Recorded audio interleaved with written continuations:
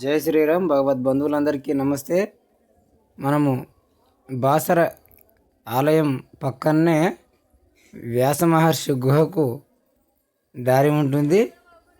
ఆ దారి గుండా వెళ్తే వ్యాస మహర్షి తపస్సు చేసినటువంటి గుహను దర్శించుకోవచ్చు. మనం ఇప్పుడు ఆ గుహ దర్శనానికే బయలుదేరుతున్నాం.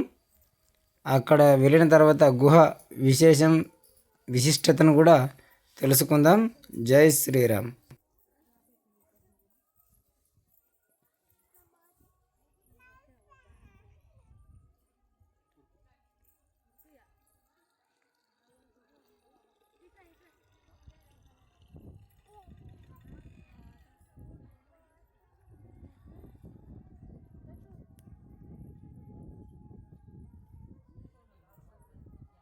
మరొక చిన్న విషయం అండి, మన ఛానల్ను దయచేసి సబ్స్క్రైబ్ చేసుకోండి, లైక్ చేయండి, షేర్ చేయండి. సబ్స్క్రైబ్ మాత్రం పక్కా చేసుకోండి. జై శ్రీరామ్.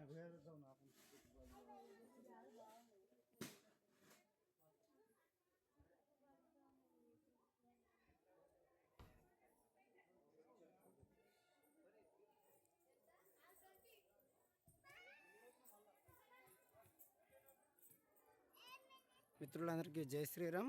ఇప్పుడు మనం బాసర అమ్మవారిని స్థాపించినటువంటి వ్యాసుడు తపస్సు చేసినటువంటి వ్యాస గుహకు వెళ్తున్నాం. ఈ యొక్క విశిష్టత ఏంటంటే, బాసర క్షేత్రానికి వాసర అనే పూర్వనామం ఉన్నది. కాలక్రమేణా ఆ వాసరనే ఇప్పుడు బాసరగా మారింది. మరి అమ్మవారి దర్శనం చేసుకున్న తర్వాత అమ్మవారి ఆలయానికి వెలుపల నుండి వ్యాస గుహకు మార్గం ఉంది. ఆ మార్గం ఇదే.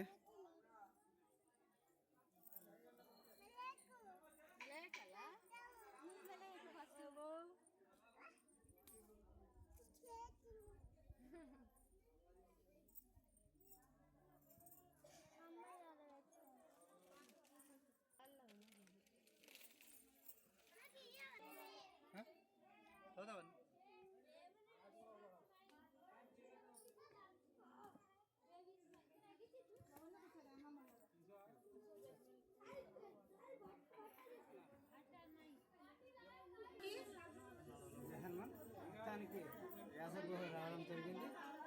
తర్వాత విశేషం మళ్ళీ ముందుకు వెళ్ళినాక చూద్దాం.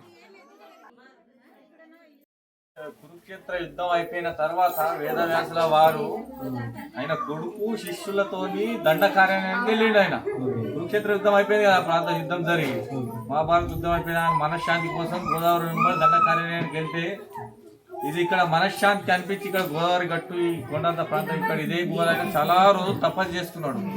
తపస్సు చేసుకోక ఆయన జగన్మాత సాక్షాత్కరించి, ఇంత కఠోరమైన దీక్ష ఎందుకు చేస్తున్నావు, ఏంటి నీ కోరిక అంటే, ఈ కలియుగం స్టార్ట్ అవుతుంది, జ్ఞాన సరస్వతి దేవిని నేను ప్రతిష్టాపన చేయాలనుకుంటున్నా అని ఆజ్ఞ తీసుకొని ఆయన దీక్ష కొనసాగించింది.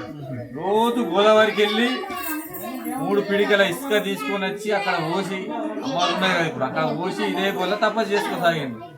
ఆయన తపశక్తి వల్లనే ఇక్కడ త్రిశక్తి పీఠంగా అమ్మవారు వెలిసినాయి. మహాలక్ష్మి, మహాసరస్వతి, మహాకాళి అమ్మవారు వెలిసినాయి. పురాణాల్లో వ్యాసపురిగానే ఉన్నది ఊరి పేరు. ఆయన వ్యాస మహర్షుల వారు తపస్సు చేసిన కారణంగా వెలిసింది కాబట్టి అది. ఓకేనా?